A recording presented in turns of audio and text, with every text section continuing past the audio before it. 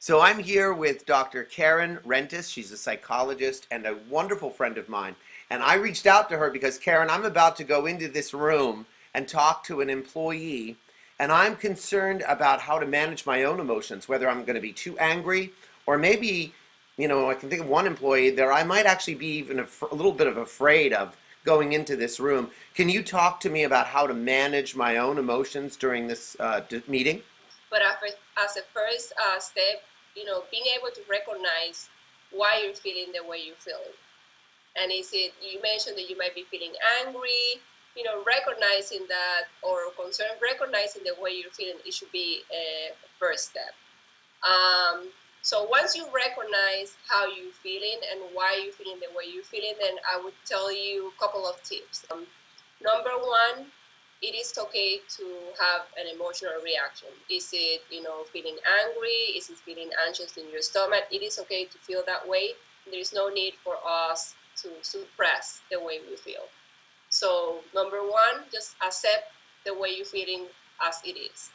And actually, we could use those emotions to help with the process that we're going through. And I'll give you an example. Let's say that you walk into this meeting and you're going to have a conversation with Ruth, for example, and you're about to tell her something that you are afraid that she's not going to receive well what you're going to tell her. So you might say, hey, Ruth, right now I am feeling a little bit anxious in my stomach because of the conversation that we are going to have. And I'm wondering if you're feeling the same way. So this is an example of us using our own emotions in a way to help with the process that we are going through. So there is a little bit of self-disclosure. Oh, that's a great idea. And you had a rule system for self-disclosure. Can you share that with the audience? Yes. So when we do self-disclosure, we need to make sure what's the reason. Like, why is that I'm disclosing the way I'm feeling at that moment?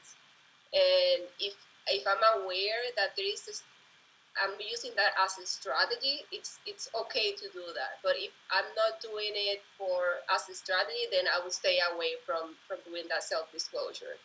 And then also, when we do the self-disclosure, it's not about meeting my own needs. It's not about me venting, I'm feeling angry or anxious or sad.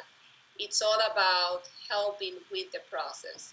So if I disclose I'm feeling anxious in my stomach, I take that back into the person that I'm having the conversation with.